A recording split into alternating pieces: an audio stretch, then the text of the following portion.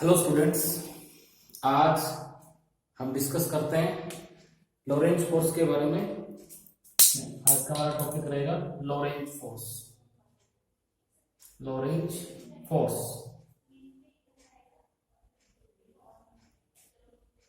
ठीक है बेटा। तो इससे पहले हमने motion of charge particle in electric field पढ़ा, motion of charge particle in magnetic field पढ़ा। तो यहाँ पे थोड़ा सा एक बार और उसको रिवाइज कर लेते हैं कि जब भी कोई चार्ज पार्टिकल, मान लो ये हमारे पास एक पॉजिटिव प्लेट है, ये हमारे पास एक नेगेटिव प्लेट है, यहाँ पे इलेक्ट्रिक फील्ड सेटअप हो गया बीच में, और मान लो ये इलेक्ट्रिक फील्ड यूनिफॉर्म, ठीक है।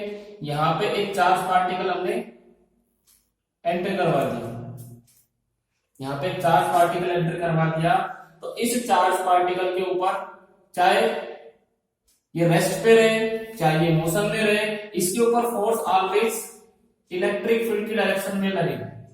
ये चार्ज पार्टिकल के ऊपर फोर्स लगे, ये क्यू चार्ज पार्टिकल और क्यू चार्ज पार्टिकल जो है इलेक्ट्रिक फील्ड की डायरेक्शन में क्या होगा, एक्सेलरेट होगा। क्या होगा, एक्सेलरेट। अगर चार्ज पार्टिकल की वेलोसिटी इधर है, इनिशियल वेलोसिटी इधर है, तो ये कैसा पाथ ट्रेवल करता है, पैराबोलिक पाथ। कैसा पाथ ट्रेवल करता है, अगर चार्ज पार्टिकल क्या है, परपेंडिकुलर है, perpendicular to E, then its path is parabolic. कैसा पाथ होता है, पैराबोलिक पाथ, ठीक है। और इसका एक्सेलरेशन भी हमने देखा था, A is equal to Q E by M, क्योंकि चार्ज पार्टिकल पे इलेक्ट्रिक फील्ड में कितनी फोर्स लगती है, चार्ज इनटू इलेक्ट्रिक फील्ड, और ये फोर्स किधर होती है, ये फोर्स इलेक्ट्रिक फील्ड की डायरेक्शन में ही लगेगी।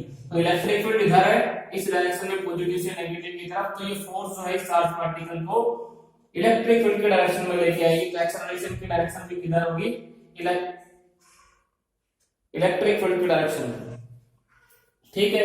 अगर ये चार्ज पार्टिकल मैग्नेटिक फील्ड में एंटर करता है, दूसरी चीज हमने देखी थी, देखो यहाँ पे एक बार थोड़ा सा रिव्यू यहाँ पे दे लेते हैं। मान लो ये charge particle perpendicular magnetic field, ये इस तरह से हमने इक्वी डिस्टेंट क्रॉस बनाए हैं, और एक इसको रिप्रेजेंट करते हैं कि जो मैग्नेटिक फील्ड है हमारा इस प्लेन ऑफ बोर्ड के परपेंडिकुलर और इनवर्ड है, मतलब जो मैग्नेटिक फील्ड है वो अंदर की तरफ है, प्लेन के तो परपेंडिकुलर है और अंदर की तरफ है। तो यहां पे देखिए ये charge particle Q v velocity से एंटर करवा दिया, ठीक है। तो इसके ऊपर जो फोर्स लगेगी वो हम किससे निकाल सकते हैं, फ्लेमिंग्स लेफ्ट हैंड रूल से। तो फ्लेमिंग लेफ्ट हैंड रूल क्या कहता है, if you stretch the first finger, central finger and thumb mutually perpendicular to each other in such a way, first finger gives the direction of magnetic field, अगर अंदर की तरफ, ठीक है। central finger gives the direction of velocity of charge particle, then this thumb gives the direction of force। तो ये force जो है इस चार्ज पार्टिकल को एक सर्कुलर पाथ में घुमाएगी। ये जैसे एंटर करेगा तो एंटर करते ही इसके ऊपर फोर्स लगेगी और ये ऐसे सर्कुलर पाथ में घूमना स्टार्ट कर देगा। ये वेलोसिटी यहाँ पे, ये वेलोसिटी, ये वेलोसिटी, ये वेलोसिटी, और ये फोर्स ऑलवेज किधर लगेगी, सेंटर की तरफ। और सेंटर की तरफ कौन सी फोर्स लगती है, सेंट्रीपिटल फोर्स। कौन सी फोर्स लगती है, सेंट्रीपिटल फोर्स, ठीक है। तो सेंट्रीपिटल फोर्स लगेगी तो ये कैसे सर्कुलर पाथ में घूमेगा। कितनी फोर्स लगेगी इसके ऊपर, कितनी फोर्स लगेगी चार्ज पार्टिकल के ऊपर मैग्नेटिक फील्ड में, Q V B sine 90, perpendicular magnetic field किसके बराबर होगी ये, क्योंकि सर्कुलर पाथ में घूम रहा है, तो सर्कुलर पाथ में घूमने के लिए क्या सेंट्रीपिटल फोर्स चाहिए, M V square by R. V से वी कैंसिल आउट, ठीक है। और यहां से साइन 91 हो जाएगा, रेडियस कितनी आ जाएगी, r इज इक्वल टू निकालना चाहें तो Q B R by M.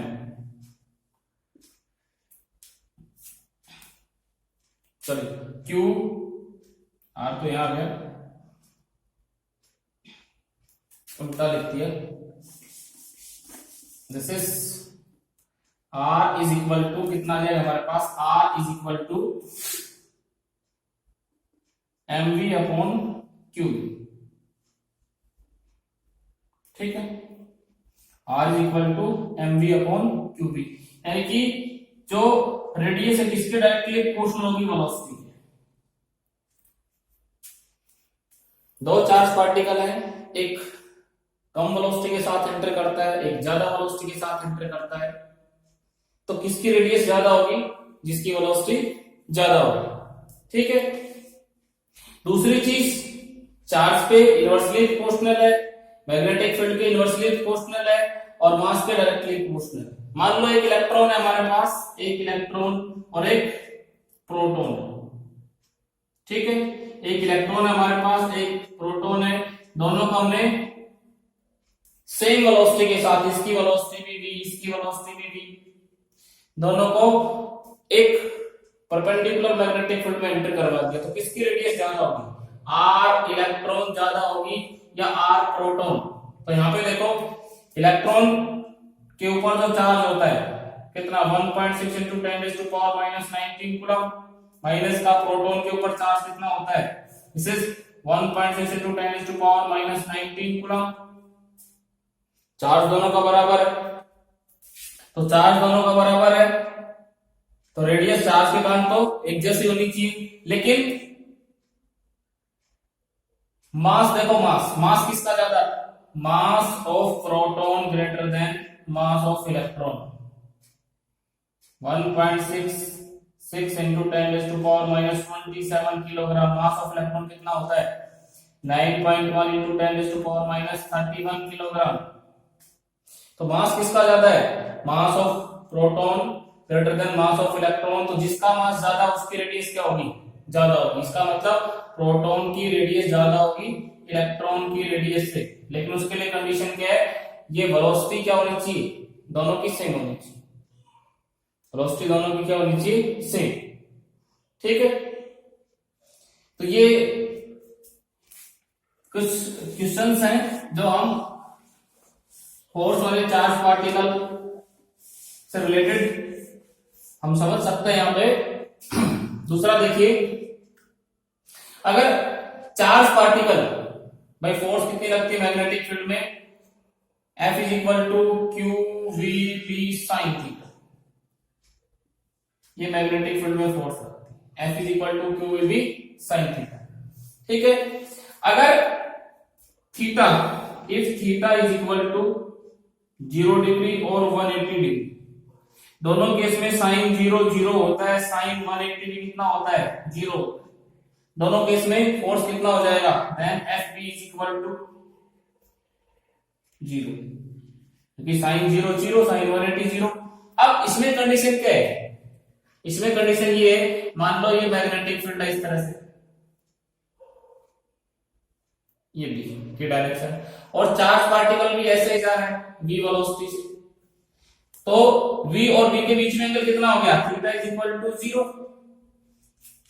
तो इसके ऊपर कितना फोर्स लगेगा, इसके ऊपर कोई फोर्स, नो फोर्स, जो फोर्स हो जाएगा 0 हो जाएगा। हाँ, फोर्स कब एक्ट करेगा, जब इससे 90 डिग्री मैक्सिमम फोर्स कब लगेगा, जब चार्ज पार्टिकल परपेंडिकुलर जाएगा, और परपेंडिकुलर जाएगा तो हमें क्या पता है कैसे घूमेगा, सर्कुलर पाथ, परपेंडिकुलर जाएगा तो सर्कुलर पाथ में घूमेगा। और 0 और 90 के बीच कोई भी एंगल उसमें जाएगा तो फिर वो कैसा पाथ होगा, हेलिकल पाथ होगा, इस तरह का हेलिकल। वो सर्कल में भी चलेगा लेकिन साथ में लीनियर डिस्टेंस भी ट्रेवल करेगा, लीनियर डायरेक्शन में, क्योंकि वेलोसिटी के दो कंपोनेंट हो जाएंगे, एक v cos थीटा और एक v sin theta. v sin theta क्या करेगा, इसको सर्कुलर में घुमाएगा, v cos थीटा इसको आगे लेके जाएगा, तो ये कैसा पाथ ट्रेवल करेगा, हेलिकल पाथ ट्रेवल करेगा। ठीक है। अगर थीटा की वैल्यू 0 और 90 के बीच में है तो हेलिकल पाथ हो जाएगा। साइन थीटा की वैल्यू 0 और 180 के बीच में है तो पाथ कोई फोर्स नहीं लगेगा, ठीक है। और थीटा अगर 90 डिग्री है तो मैक्सिमम फोर्स लगेगा और वो बिल्कुल एक सर्कुलर पाथ में घूमेगा। किस पाथ में घूमेगा? सर्कुलर पाथ, ठीक है। और देखिए इससे रिलेटेड अब यहां पे देखो मैग्नेटिक फोर्स कितना काम करती है। Work done by the magnetic force, magnetic force on charge particle when it enters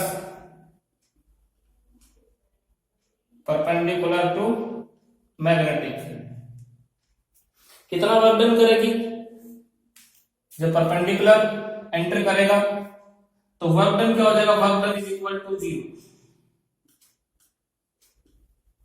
work done is equal to 0, no work done,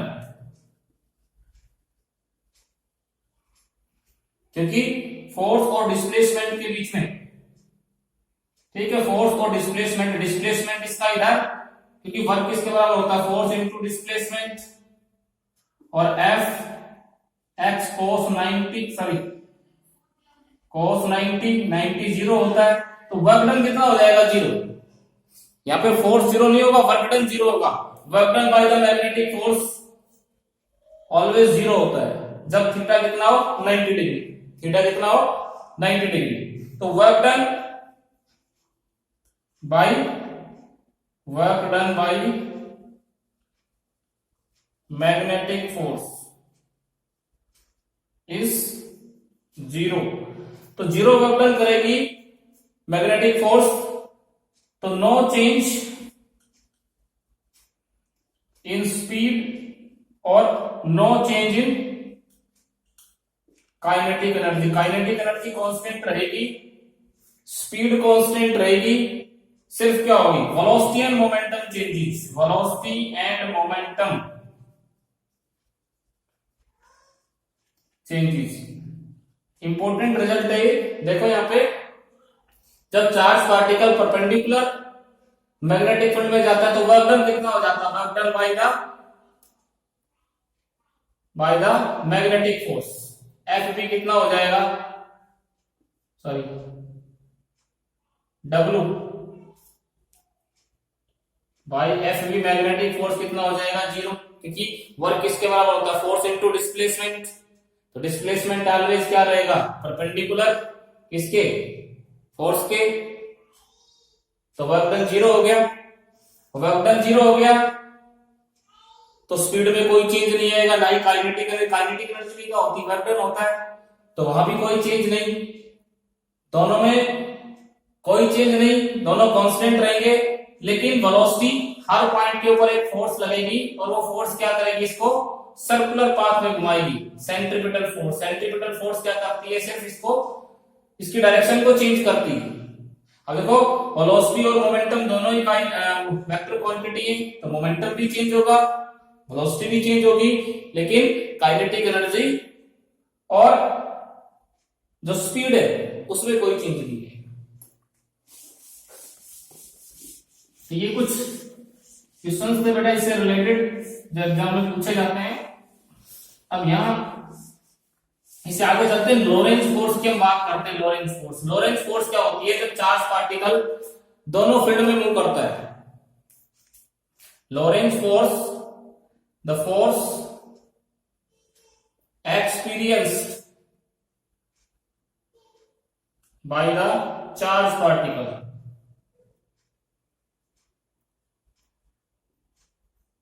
when it moves in both electric field as well as magnetic field, दोनों field में move करता है। Electric field भी लगा हो और magnetic field भी लगा हुआ हो और उसमें चार्ज पार्टिकल मूव करेगा तो उसके ऊपर जो फोर्स लगेगी वो लोरेंज फोर्स कहलाएगी। दोनों फील्ड लगे हुए उसमें चार्ज पार्टिकल एंटर करवा दिया तो इलेक्ट्रिक फील्ड की फोर्स लगाएगा। इलेक्ट्रिक फील्ड कितना होता है, देखो लोरेंज फोर्स F लिख सकते हैं, this is electric force plus magnetic force. तो चार्ज पार्टिकल क्यू है, मान लो उसके ऊपर इलेक्ट्रिक फील्ड के कारण कितनी फोर्स लगेगी, force due to E। F is equal to कितना, हमें पता है charge multiply by E, QE।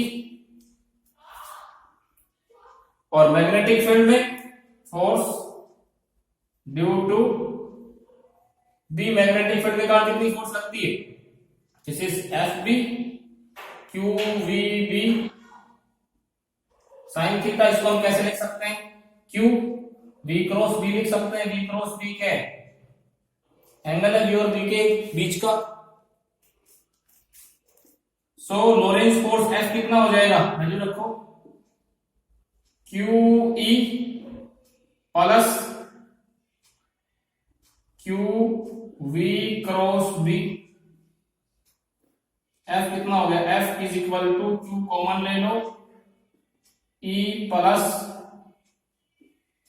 V cross B। ये लोरेंज फोर्स लगेगी, total Lorentz force charge particle की। इसका हम ऐसे भी लिख सकते हैं, F is equal to Q E plus VB sine theta, ऐसे भी लिख सकते हैं क्योंकि V और B का क्रॉस प्रोडक्ट करेंगे तो क्या आएगा, बीच में एंगल साइन थीटा है। तो दिस इज लोरेंज फोर्स, कि जब चार्ज पार्टिकल दोनों फील्ड में मूव करे, इलेक्ट्रिक फील्ड और मैग्नेटिक फील्ड, तो उसमें जो फोर्स लगती है उसको हम लोरेंज फोर्स कहते हैं। ठीक है, अब यहां पे एक चीज देखेंगे कि जब भी चार्ज पार्टिकल इलेक्ट्रिक और मैग्नेटिक फील्ड दोनों में मूव करता है तो उसमें हम डिफरेंट केसेस की स्टडी करते हैं। देखो मान लो यहाँ पे हम पहला केस लेते हैं, पहला केस क्या, केस फर्स्ट।